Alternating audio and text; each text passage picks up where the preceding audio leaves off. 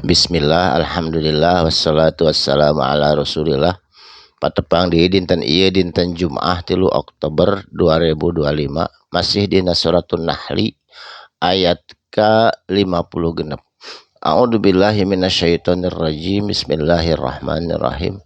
Wa yaj'aluna jeung dijadikeun kepercayaan ku jama-jama musyrik waktu sarita lima tina naon tina anu layak lamuna henteu dikanyahokeun elmuna ku jama-jama musyrik Quraisy nasiban tina bagian mimma tina naon rojak nahum nentos diricikeun na ku kami hum ka itu jama-jama.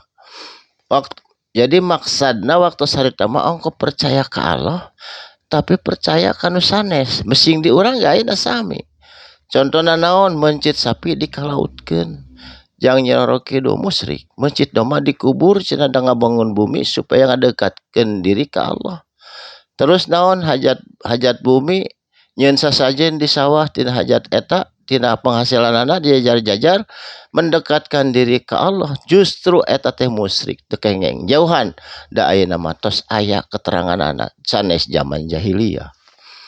Saterasna tallahi demi Allah latus alunna tangtuna yakin bakal ditanyakeun ku Allah amma tina naon perkara kuntum anu ku anjeun kabeh tabtaruna dijieun-jieun eta teh teu aya elmuna mode hajat bumi mode masihkeun ka Nyi Roro Kidul mode naon bae ge kanganan ka berhala mah masihan tuang atawa sasajen eta hukumna jadi musyrik. Saterasna wa yaj'aluna jeung dijadikeun kepercayaan ku umat musyrik waktu sarita lillahi ka Gusti Allah banati cenah gaduh putra Allah teh putra awewe banat ti saha ti malaikat cenah eta teh tah kepercayaan eta teh kepercayaan jami musyrik anu bodoh.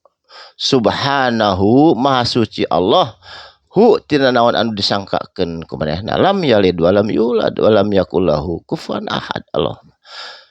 Walahum jeung eta tetep pikeun maranehanna ma yashtahuna naon perkara anu disangkakeun yastahuna mikaresep mik suka kana naon perkara anu dijieun-jieun waktu sarita mah teu aya keteranganana. Saterasna wa idza jeung di mana-mana busyiro dibewarakeun ku kabar kabungaheun ahaduhum ti sabagean atawa ti salah sahiji hum itu jama-jama musyrik bil unsa ku cenah pamajikanana boga budak awewe dola maka ngadak-ngadak kusut wajhuhu eta wajahna jalma anu dibere bewara budak awewe muswadan geuneuk hideung wa huwa jeung itu jalma-jalma jeung itu rijal kadimun amek kacida marah nu teu aya babandinganana isin da waktu sarita mah zaman Rasul mun boga budak awewe cenah ceuk umat kafir mah.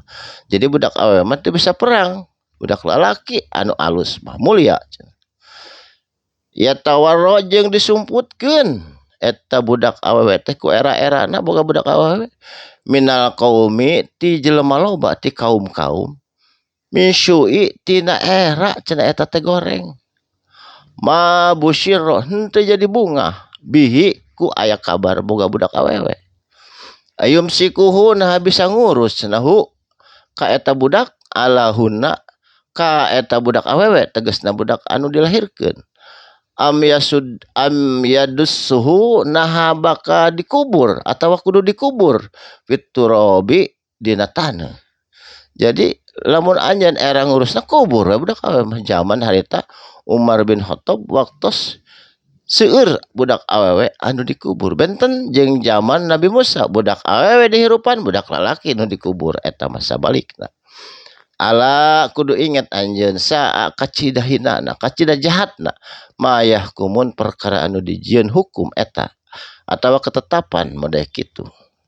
Saterasna lilladzina la yu'minuna eta tetep pikeun jalma-jalma anu teu iman kana naon bil akhirati kana datangna poe akhirat masalu su'i eta teh perumpamaan nu kacida buruk nak lamun teu percaya bakal datang nah hari akhirat. Walillahi jeung eta tetep pikeun Allah. Masalu perumpamaan teh a'la eta mah luhur. Teu aya perumpamaan kanggo Allah. Hiji ogenan da Allah mah luhur.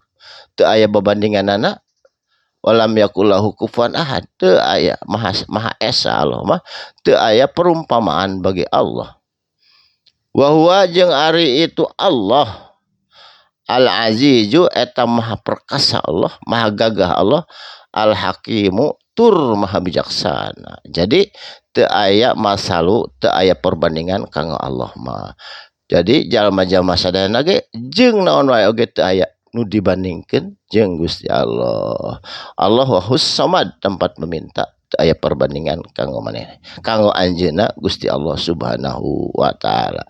Sakalimah dua kalimah mugi aya manfaatna dinten ieu dinten Jumaah barokah. Insyaallah patepang deui dina dinten enjing dina ayat anu salajengna. Barakallahu li wa lakum. Shadaqallahul adzim. Wassalamualaikum warahmatullahi wabarakatuh.